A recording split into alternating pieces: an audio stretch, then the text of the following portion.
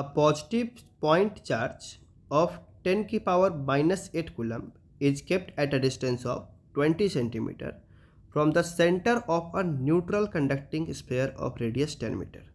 तो अपने पास एक न्यूट्रल कंडक्टिंग स्फीयर है और उसके सेंटर से 20 सेंटीमीटर के डिस्टेंस पे एक चार्ज रखा हुआ है 10 की पावर -8 कूलम का।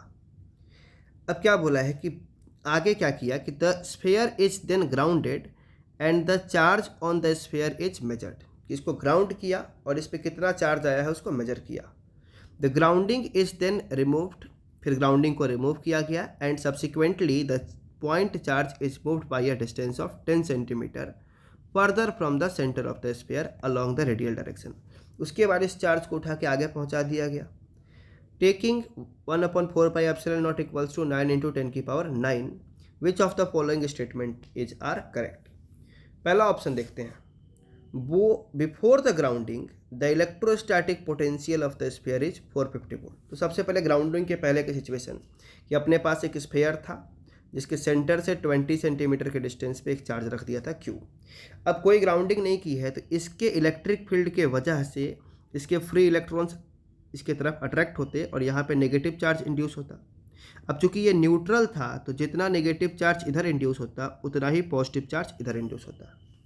अब ये जो मेटल का स्फीयर है हमें पता है कि ये इक्यू पोटेंशियल सरफेस है, तो इसका जो पोटेंशियल हमें लिखना है तो हम कहीं पे भी लिखेंगे तो पोटेंशियल क्या आएगा, सेम आएगा। तो सबसे कन्वीनियंट पॉइंट जो होता है वो होता है उसका सेंटर, क्योंकि सेंटर पे क्या होता है कि जो ये चार्जेज हैं इंड्यूस चार्ज वो सरफेस पे हैं तो उन सब का डिस्टेंस क्या होता है, सेम होता है। और जितना पॉजिटिव चार्ज है उतना ही नेगेटिव चार्ज और सबका डिस्टेंस भी सेम है। तो इंड्यूस्ड चार्ज का जो पॉजिटिव वाला होगा वो पॉजिटिव पोटेंशियल बनाएगा और इंड्यूस्ड चार्ज का नेगेटिव वाला उतना ही नेगेटिव पोटेंशियल बनाएगा। तो इंड्यूस्ड चार्ज का पोटेंशियल वहाँ पे क्या हो जाएगा, 0। तो यहाँ पे देखें तो पोटेंशियल ऑफ स्फीयर लिख सकते हैं पोटेंशियल एट सेंटर। अब इस पोटेंशियल पे 3 चार्ज का पोटेंशियल आने वाला था जैसे बता रहा था मैं, एक तो इस पॉइंट Q का, दूसरा ये Q इंड्यूस का और ये माइनस वाले का। इन दोनों का मिलकर 0 हो गया था, लॉजिक में समझा चुका हूँ। तो हमको बस पोटेंशियल लिखना है अब किसका, इस Q वाले का। तो इसका डिस्टेंस कितना, स्मॉल r, तो हम लिखेंगे KQ/r। अब K की value that is 1/4 pi epsilon not यहाँ दी गई है 9 × 10 की पावर 9, तो हमने यूज किया K = 9 × 10 की पावर 9। चार्ज था 10 की पावर -8 और डिस्टेंस था 20 सेंटीमीटर, जिसको मीटर में कन्वर्ट कर दिया 0.2। सॉल्व करने पे आ जा रहा है 450 वोल्ट। तो जो अपना ऑप्शन ए है वही बोल रहा है कि इसका पोटेंशियल ग्राउंडिंग के पहले कितना था, 450 वोल्ट था, जो कि सही है। दूसरा बोला कि charge flowing from the sphere to the ground because of grounding is 5 × 10 की पावर -9। कितना चार्ज फ्लो कर गया। तो अब इसमें ही बस हम क्या करते हैं, ग्राउंडिंग लगा देते हैं। अब जैसे ही ऑन करेंगे तो अब इसका पोटेंशियल हो जाना चाहिए 0, क्योंकि वो अर्थ से कनेक्ट हो गया है। तो इसका पोटेंशियल फिर लिखने की कोशिश करते हैं। तो अब इसने क्या किया होगा, अर्थ को कुछ चार्ज भेज दिया होगा। तो मान लेते हैं अभी के लिए इस पर कितना चार्ज है, Q। तो अब इसके सेंटर वाला जो पोटेंशियल हम लिख रहे थे, एक तो इंड्यूस्ड की वजह से होगा ही, अब ये इस Q चार्ज की वजह से भी होगा और इस स्मॉल q की वजह से भी होगा। तो इसका पोटेंशियल लिखने वाले हैं हम 0। तो स्मॉल चार्ज की वजह से KQ/r और इस कैपिटल चार्ज की वजह से जो r रेडियस के डिस्टेंस पे है सरफेस पे इसके, उसके लिए KQ/R। अब अगर इसको देखें तो KQ/R = -KQ/r।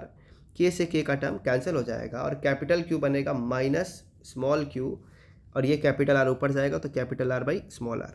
अब जो डेटा दिया है उसको रखें तो 10 की पावर -8 कूलम का चार्ज था, रेडियस था इसका 10 सेंटीमीटर का, यहाँ दिया गया है हमें इसका रेडियस है 10 सेंटीमीटर का और डिस्टेंस है 20 सेंटीमीटर। तो यहाँ पे रख दिया 10 और नीचे रख दिया 20। कन्वर्ट नहीं किया है क्योंकि ये भी सेंटीमीटर कैंसिल हो जाएगा। अब ये कैंसिल कर देने पे बनेगा -5 × 10 की पावर -9 कूलम।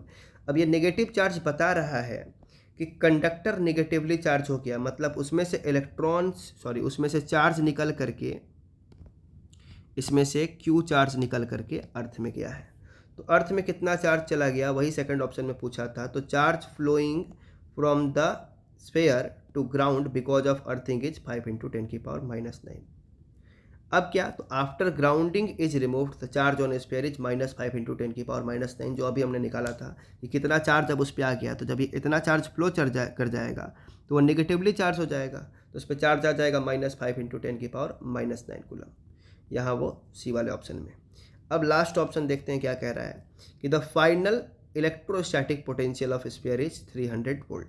कि फाइनल इलेक्ट्रोस्टैटिक प्रेशर मतलब कि जब ये अर्थिंग रिमूव करके और इसको और 10 सेंटीमीटर दूर भेजा गया है तब की बात कर रहा है ये। तो अब फाइनल डायग्राम देखते हैं। अर्थिंग रिमूव कर दिया, अब इस पर क्यू चार्ज बचा हुआ है और इसको R-30 पे कर दिया, तो अब इसका पोटेंशियल लिखे तो इस क्यू के वजह से और इसके वजह से, तो ये तो अभी भी KQ/R ही आएगा और ये आएगा K/Q/R'।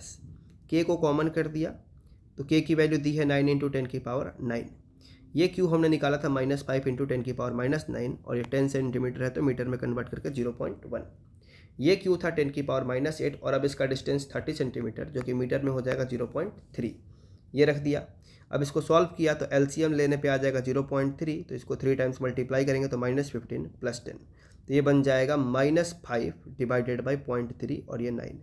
अब ये डेसिमल हटाएंगे तो यहाँ 10 ला दिया, 3 से कैंसिल किया तो ये 3 बन गया, ये बन गया -150 वोल्ट।